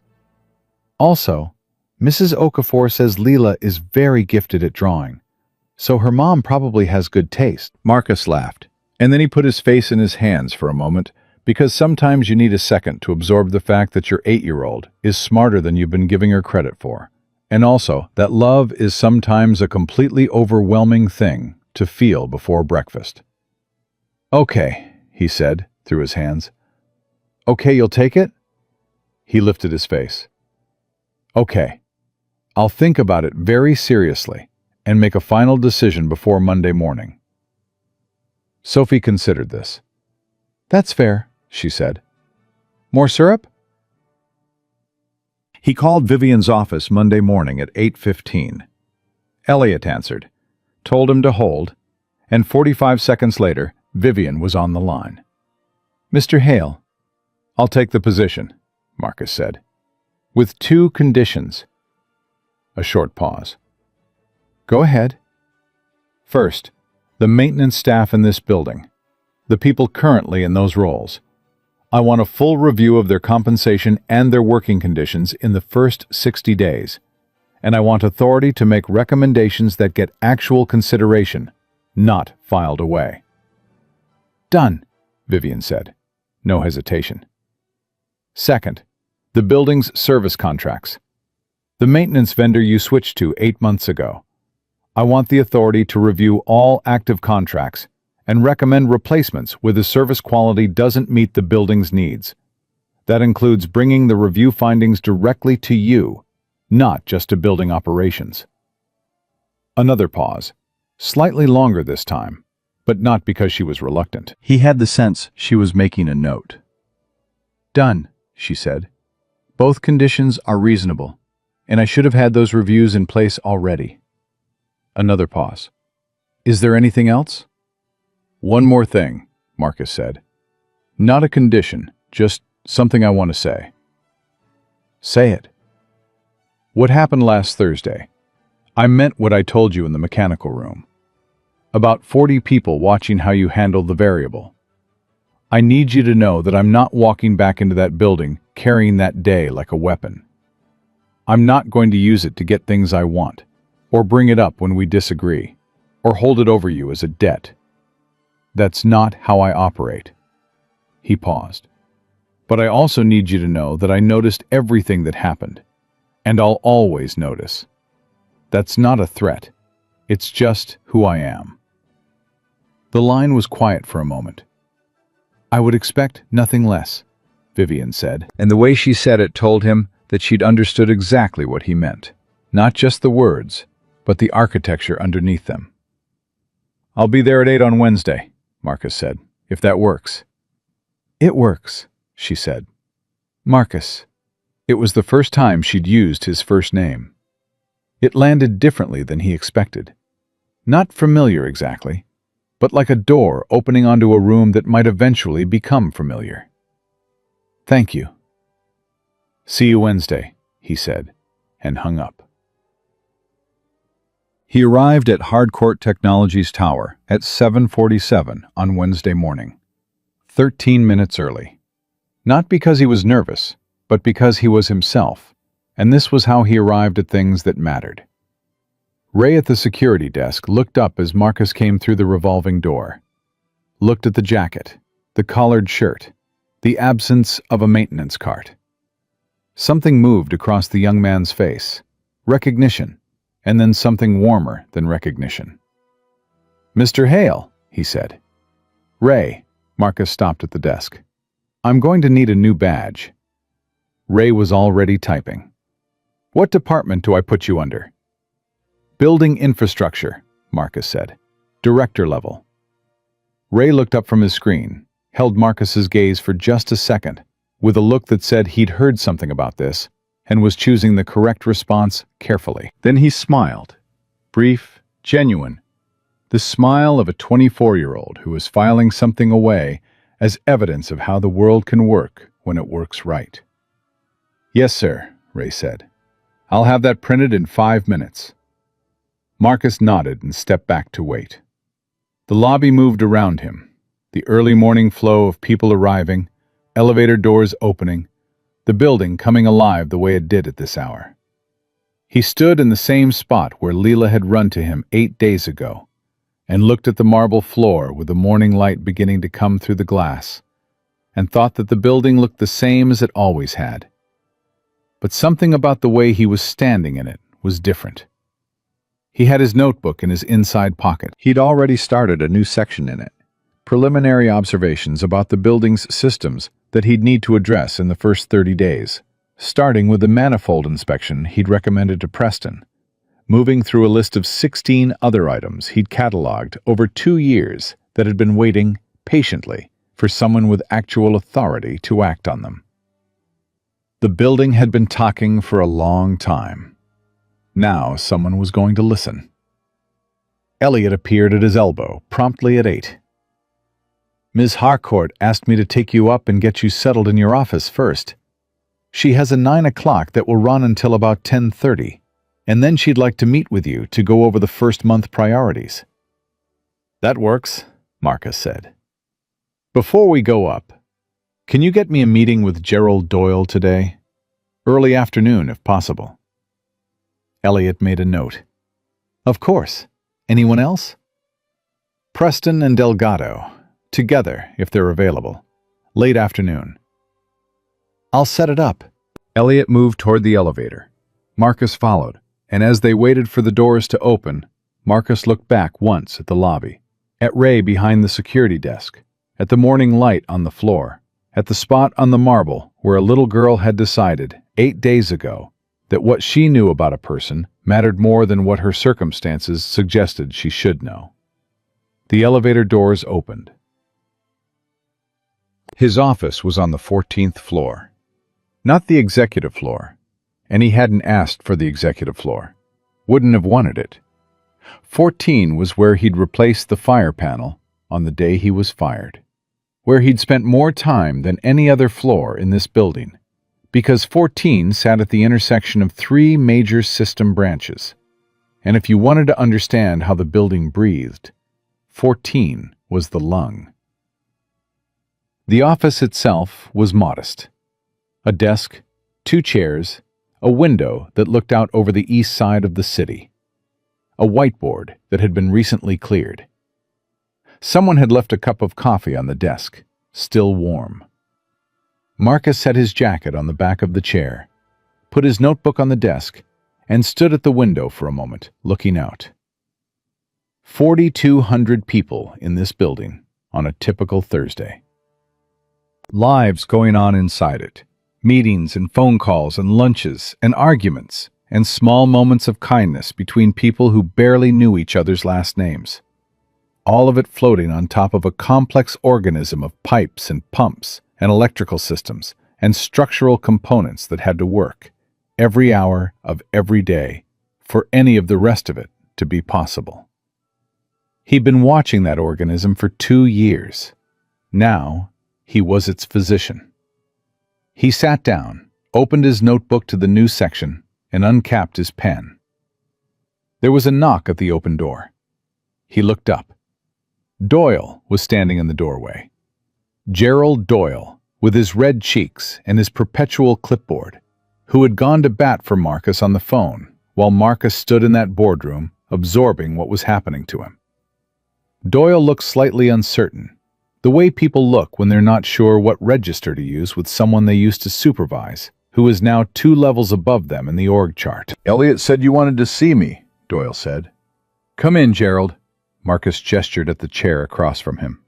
"Sit down." Doyle sat, clipboard in his lap, watching Marcus with an expression that was trying to be professional and couldn't quite stay that way. "First thing I want to say," Marcus said, "is thank you for what you said on that call. You didn't have to push back on her, and you did."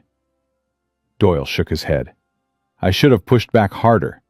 "You pushed back exactly as hard as the situation allowed. That's all anyone can do." Marcus looked at him steadily. "I also want you to know that nothing changes between us, from my end. Your role, your team, the way you run your operation day to day, I'm not here to redesign that. I'm here to make sure the resources you need actually get to you, and that the recommendations your team makes actually get heard."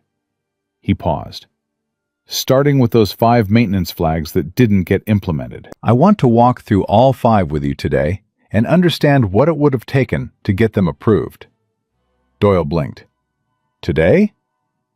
"Today," Marcus said, "because I need to understand the gap between what your team sees on the floor and what actually gets to the decision makers before I talk to anyone else about how to close it."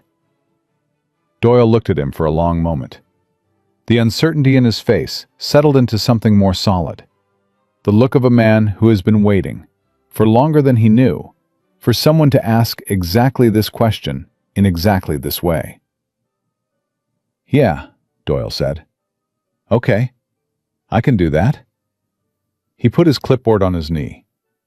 "I can tell you right now that half of those recommendations never got past the third-party vendor review process. The new contractor has a financial interest in certifying that everything is within acceptable range, because anything outside acceptable range means additional billing that comes out of their contract margin." He said this with the careful flatness of someone who has raised this concern before and watched it disappear. "That's what I thought," Marcus said. He wrote something in his notebook. "We're going to fix that. Not today. There's a process, and I'm going to respect the process. But we're going to fix it." He looked up. "You have my word." Doyle nodded slowly. Then he said, with the careful sincerity of someone who doesn't say things carelessly, "Marcus, I'm glad you came back." Marcus held his gaze. "Me too, Gerald," he said. "Me too." Preston and Delgado came at 4 o'clock. They came together, which Marcus had asked for deliberately, because what he wanted to say was for both of them, and he didn't want either of them to hear a different version of it from the other. He was standing at his whiteboard when they arrived, which was already half filled with diagrams and system notations, the particular ordered chaos of a mind that thinks spatially and has a great deal to say. They both stopped in the doorway and looked at the whiteboard, then at Marcus. "I know," Marcus said, before either of them could comment. "Sit down." They sat. "I'm not going to pretend that the three of us started from a neutral position," Marcus said.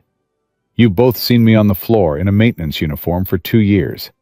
And last week you watched me get fired in a boardroom, and then walk back in through the front door and fix a problem nobody else in the building knew how to fix. That's an unusual set of circumstances to build a working relationship on." He looked at them evenly. "So, I want to be direct with you about what I need from you and what you can expect from me." Preston and Delgado exchanged a brief look, not a conspiratorial one, but the look of two people calibrating the same new information at the same speed. "What I need from you," Marcus continued, "is honesty, not agreement. I don't want two people in the room who tell me the systems look fine when the systems don't look fine. I was the maintenance worker who kept writing in the log that things didn't look fine, and nobody read it. I know what it costs when technical honesty gets filtered out before it reaches the people who need to hear it. I will never do that to you." He paused. "What you can expect from me is the same thing. I will tell you when I think you're wrong. I will tell you when I think a plan is going to fail before it fails, and I will back you up in every room that matters when you're right and someone with a bigger title is trying to talk over you." Delgado spoke first. She had the directness of an engineer who has learned to communicate clearly, because unclear communication costs money and sometimes lives. "Can I ask you something?" "Please." "The notebook," she said. "The one you had in the mechanical room. How long had you been keeping it?" "Since my 3rd week here," Marcus said. She nodded slowly. "Because I read your maintenance log entries after Wednesday. All 47 of them." She paused. "You documented the beginning of that coolant loop problem 9 weeks before it caused the failure. In enough detail that if someone had read it carefully, we could have scheduled a routine repair during a low-occupancy weekend, and nobody would have ever known anything was wrong." "That's right," Marcus said. "I read it," she said. "I want you to know that. I found it in the system, and I read it, and I understand what it means that it sat there for 9 weeks. She held his gaze. "That won't happen again. Not on my watch." Marcus looked at her for a moment. then at Preston, who gave a single, solid nod. "All right then," Marcus said. He turned back to the whiteboard. "Let's get to work." He left the building at 6:15 that evening. The lobby was nearly empty at that hour. A few late-working employees, the night security coming on shift, the building settling into its quieter nighttime rhythms. Marcus walked through it the way he always had, aware of everything. The sound of the elevator cables, the pressure of the climate systems cycling through their evening adjustment, the particular quality of silence that a well-running building has when the day's human noise has cleared away from it. He was almost at the revolving door when he heard his name. He turned. Vivian was crossing the lobby from the elevator bank, still in her work clothes, moving with the contained urgency of someone who has been running at full capacity all day and is choosing to push through the end of it rather than stop. "I thought you'd gone," she said. "I'm leaving now," Marcus said. "Long first day." She stopped a few feet from him. "How was it?" He considered the question. "Productive," he said. "Complicated.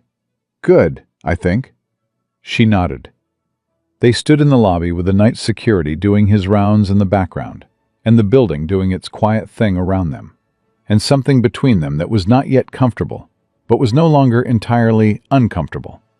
A work in progress, the kind that takes time. "Leela asked about you," Vivian said, "this afternoon. She wanted to know if you were coming back." "What did you tell her?" "I told her yes." A pause.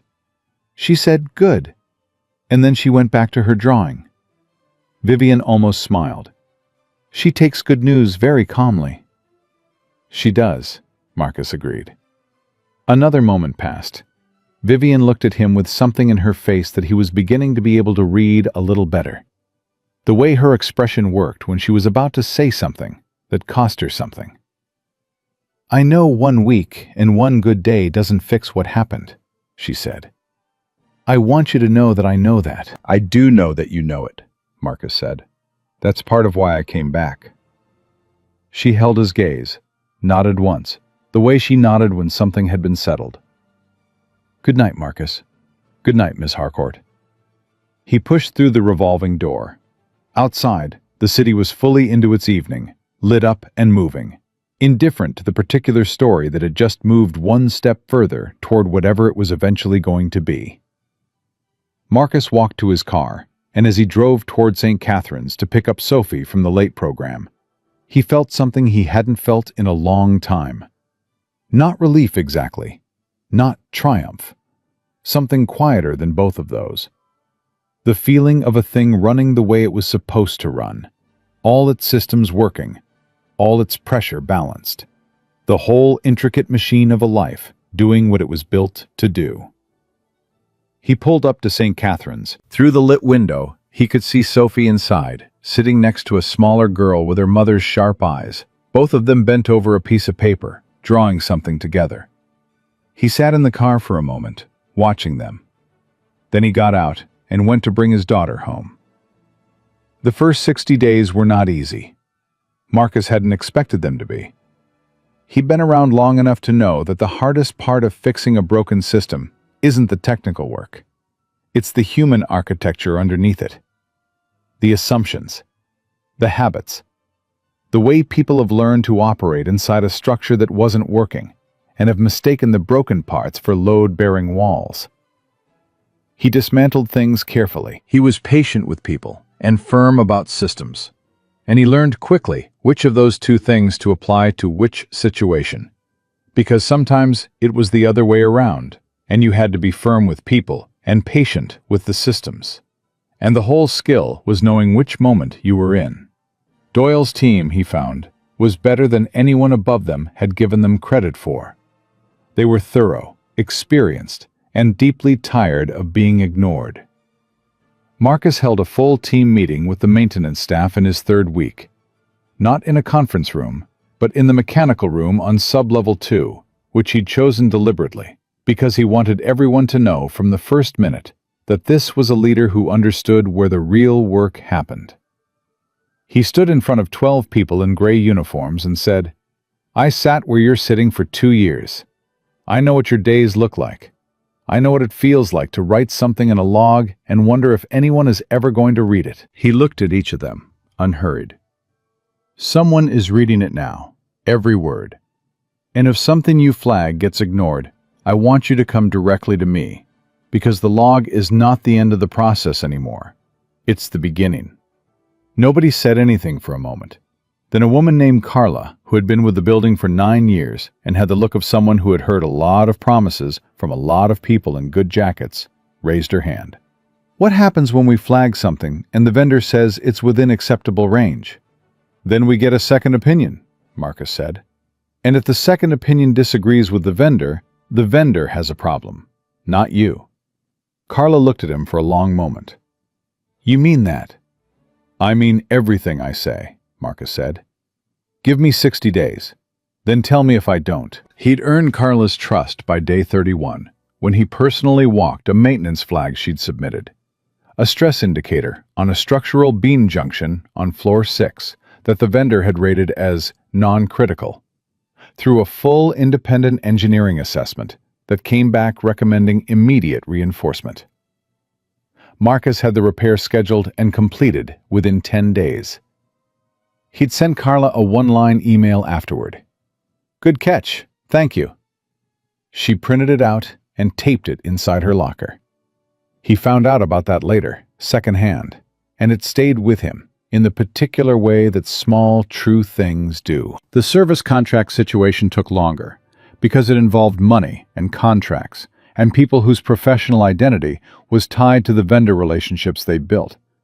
And Marcus had learned that you don't win those fights by being right. You win them by being patient and specific, and making it impossible for anyone in the room to argue with the data. He spent 6 weeks building the case.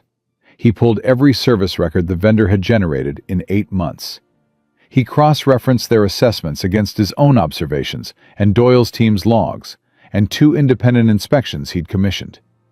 He built a document, clear, factual, precise, that showed line by line the gap between what the vendor had certified and what the building's systems had actually been doing. He presented it to Vivian on a Tuesday morning. She read it straight through without interrupting, which was how he'd learned she processed serious information. She went silent and completely still, and the quality of her stillness told you how significant the thing she was reading was. When she finished, she set it on the table. "When did you complete this?" she asked. "Last Thursday," he said. "I wanted to go through it twice before I brought it to you." "How long will it take to transition to a new vendor?" "If we start the RFP process this week, 90 days. I have 3 candidates I've already vetted. I can have comparison documentation to you by Friday." She looked at him. "Do it." "There will be pushback," Marcus said. "The current vendor has a relationship with Brian in operations, and possibly with someone at the board level. I want you to know that before we start the process, so you're not caught off guard."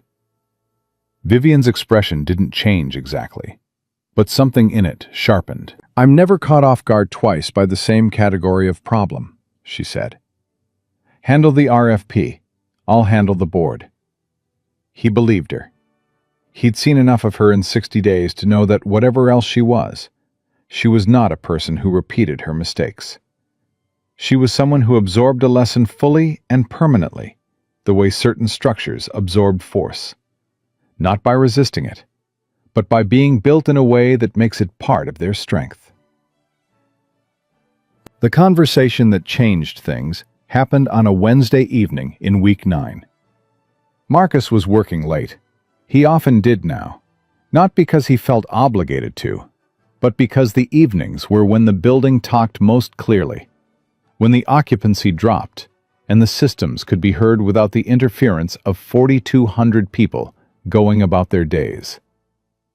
He was in the sub-level mechanical room, doing a follow-up check on the manifold section that had started everything, running pressure readings, making notes, when he heard the door open.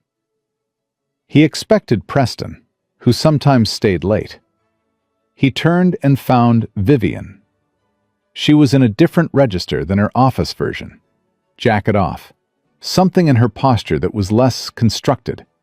The particular look of a person who has had a long day and has stopped performing the end of it. "You're here late," Marcus said. "Board call ran until 8. She stopped a few feet away, looking at the manifold, then at his notebook. "How's she running?" "Perfectly," he said. "Pressure's exactly where it should be. Temperature differential is nominal. She's happy." Vivian almost smiled. "You talk about the building like it's a person." "All buildings are people," Marcus said. "They breathe. They have systems that depend on each other. They get sick if you don't pay attention to them. They tell you when something's wrong, if you know how to listen." He looked at the pipes. "This one's been telling me things for 2 years. Nice to finally be in a position to answer back." Vivian was quiet for a moment. She looked at the mechanical room around them. The pumps and the pipes and the pressure gauges and the electrical panels. All of it humming in the particular satisfied register of things running as they should. "Can I ask you something personal?" she said. "Depends on the question." "Fair." She looked at him directly. "Do you ever resent it? The 2 years doing this work, knowing what you knew, watching it go unread?" Marcus thought about it honestly, because she'd asked honestly, and he didn't believe in giving dishonest answers to honest questions. "Some days," he said. "Early on, more than later. There's a particular kind of frustration in knowing the answer to something, and not being in a position where anyone will ask you." He paused. "But then I'd think about Sophie, about why I made the choices I made after Diana died. And those choices were right, even if the circumstances weren't perfect. Staying close, staying stable, being someone she could count on to be the same person every day. That mattered more than what was on my business card." He looked at Vivian. "I lost 2 years of professional advancement. I didn't lose 2 years of being her father. Those are different losses, and they don't weigh the same." Vivian was quiet. The mechanical room breathed around them. "Leela drew a picture of this room," Vivian said. "After you told me what she'd said, about the man who knows the building's secrets, I told her that man was back, and she went directly to her desk and drew a picture of a man standing in a room full of pipes with a notebook." She paused. She titled it, "The Doctor." Marcus was still. "She sees something true," he said quietly. "She does," Vivian said. "She has always seen things true." Something moved through her expression that was not quite sadness and not quite peace. Something that lived in the territory between them, where loss and gratitude share a border. Her father had it too, that quality of paying attention to things other people walk past. She stopped briefly. "I didn't always appreciate it when I had it in front of me." Marcus held that with the care it deserved. The mechanical room made its steady sounds. "We don't always know what something is worth while we have it," he said. "That's not a character flaw. That's being human." She looked at him. "You're very generous with other people's failures." "I have my own," he said simply. "I know what it's like to wish you'd said something sooner, or seen something clearer, or been more present in a moment that turned out to matter." He held her gaze. "I don't have any use for being hard on other people about the same things I've had to forgive myself for." Vivian was quiet for a long time. Long enough that Marcus went back to his pressure readings, giving her the space to be in whatever she was in, without the pressure of his attention on her. When she spoke again, her voice was different. Not softer exactly, but less constructed. "You've changed things here," she said, "in 9 weeks. Not just the systems, the way people talk to each other. The maintenance team. Doyle told me last week that his staff has more energy right now than they've had in 3 years. Preston came to me voluntarily on Friday to flag a potential issue he'd caught, which he absolutely would not have done 4 months ago, because the culture was to stay quiet and hope problems resolve themselves. She looked at him. You did that. People do that themselves, Marcus said. They just needed someone to tell them it was safe to. That's leadership, Vivian said. That's what I think leadership is, Marcus agreed. Not the person at the front of the room, the conditions they create. She studied him for a long moment. I want to expand your role, she said. Not immediately. I know we're still inside the first quarter. But I want you to think about it. Beyond this building, we have 3 other properties in this city and 2 in Atlanta. The same structural problems we had here exist in varying degrees in all of them. The same culture problems in the service contracts and the maintenance oversight. She paused. I want someone who understands all of it at a level that can travel. Someone who builds the conditions in every building, not just this one. Marcus set his pen down, looked at her. That's a significant ask, he said. I know. Sophie is 8, he said. I'm not traveling to Atlanta every other week. I'm not asking you to, Vivian said. Remote oversight, quarterly site visits, a travel schedule you control. You set the boundaries, I work within them. She held his gaze. I am not going to make the same category of mistake twice, Marcus. I already told you that. I'm not offering you something designed to take you away from your daughter. I'm offering you something designed around the fact that your daughter is the most important thing in your life. Because that is directly connected to why you are the kind of person who is worth offering this to. The mechanical room was very quiet. Marcus picked up his notebook. Looked at the pressure gauges one more time, all of them steady, all of them right, and looked back at her. Same terms as before, he said. Give me a week. She almost smiled. I'd have been surprised if you didn't. He took the week. He talked to his mother, who said she thought Diana would have laughed out loud at the whole arc of it, and then said, Well, obviously, Marcus, take the job. He talked to Sophie, who said she had one condition. What's the condition? Marcus asked, making dinner, not turning around. When you go to Atlanta, Sophie said, from the table. Can I come once? For a school break? I've never been to Atlanta. You've never been anywhere, Marcus pointed out. That's what I'm saying, Sophie said, patiently. He turned and looked at her. 8 years old, gap-toothed, entirely certain of her own position. Her mother's stubbornness and her father's seriousness mixed together into something that was completely its own thing. Deal, he said. Deal, she said, and went back to her homework. The morning he accepted the expanded role, Marcus arrived at the building at 7:47, 13 minutes early. Ray was behind the security desk, coffee in hand, and nodded when he came through the door. Morning, Mr. Hale. Ray. Marcus stopped at the desk. How's your daughter? Ray looked up, surprised. She's good. Sleeping through the night now, mostly. Good, Marcus said. That's the hard part. Gets easier. He took the elevator to 14, his office. He set his jacket on the chair, his notebook on the desk, stood at the window for a moment, looking east at the city coming into its day. Then he sat down and called Vivian. I'll take it, he said, when she picked up. Good, she said. No performance in it, just a person who'd been waiting for a specific answer and had gotten it. I want to start with the Atlanta buildings, he said. Remote assessment, first. I want to go through their maintenance records, the same way I went through the records here before I set foot in either building. I'll have Elliot pull everything and send it to you today. And Vivian, he paused. The compensation discussion for the expanded role. I want that conversation in the same room as the conversation about the maintenance teams in the Atlanta properties. Their compensation and working conditions are part of the same negotiation as mine. That's not optional. A pause, not a reluctant one. I expected that, she said.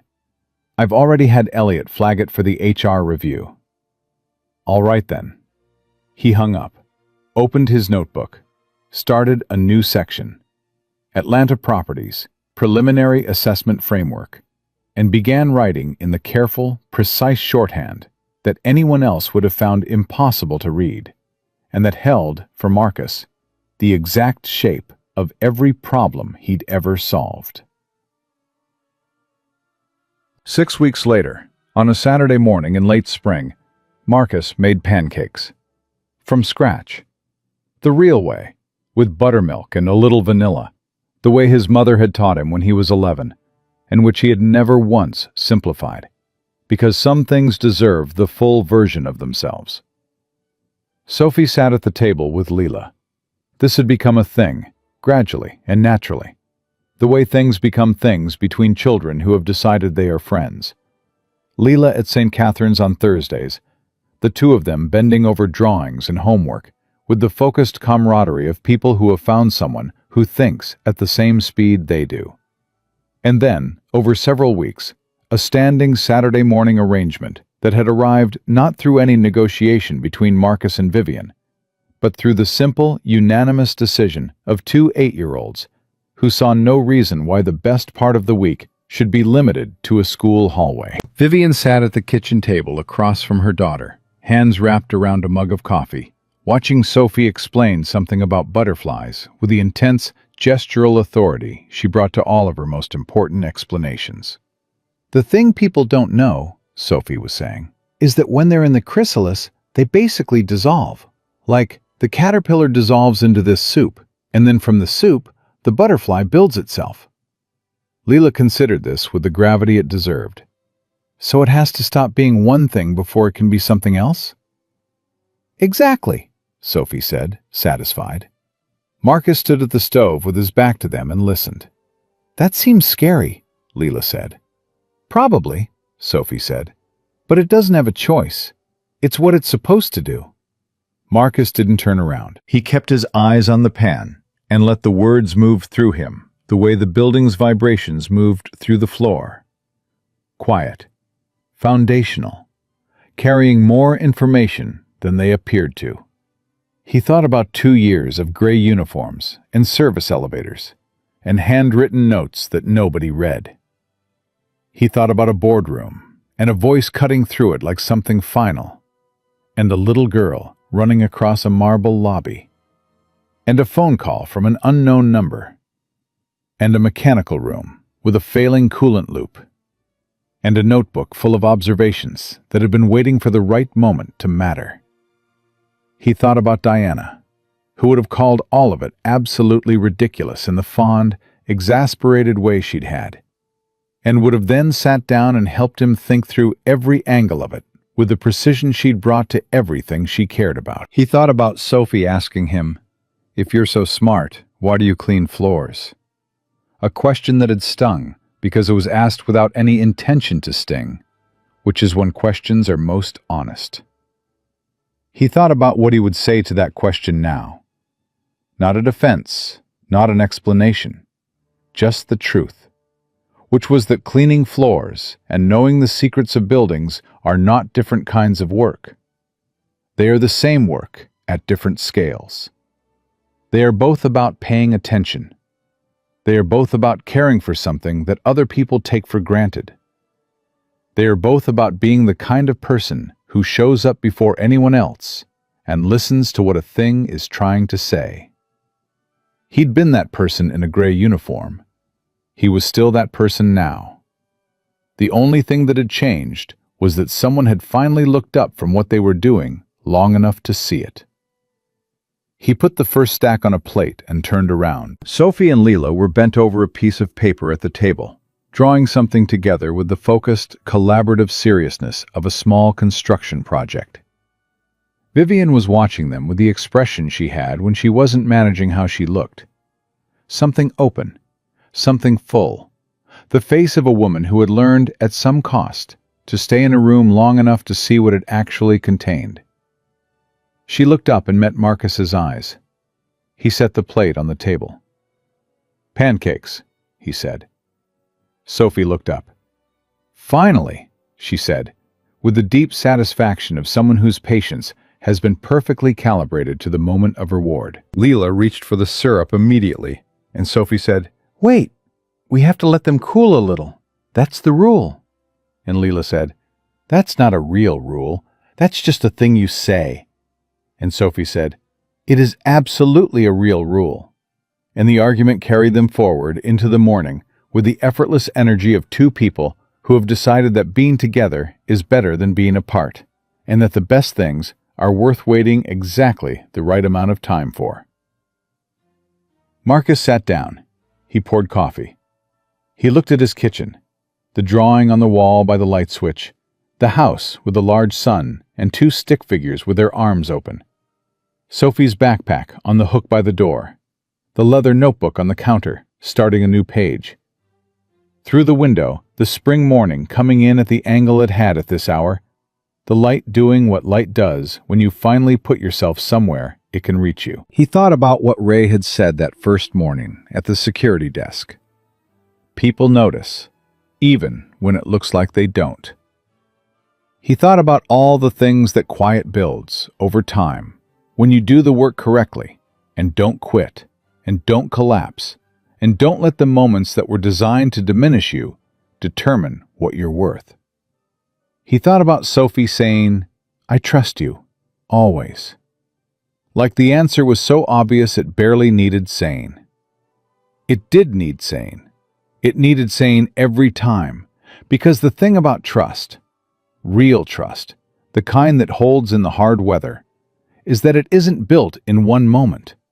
It's built in 10,000 small ones, in showing up 13 minutes early, in writing things down even when nobody is reading, in fixing the building that fired you because 4,200 people are in it and they deserve for it to work, in making pancakes from scratch on Saturday morning because some things deserve the full version of themselves. Marcus Hale had built something in the quiet, a life his daughter could run toward without hesitation, a building that ran the way buildings are supposed to run, a reputation that arrived before he did, carried not by what he said about himself, but by what he had done when nobody was watching, and by what he had done when everyone was.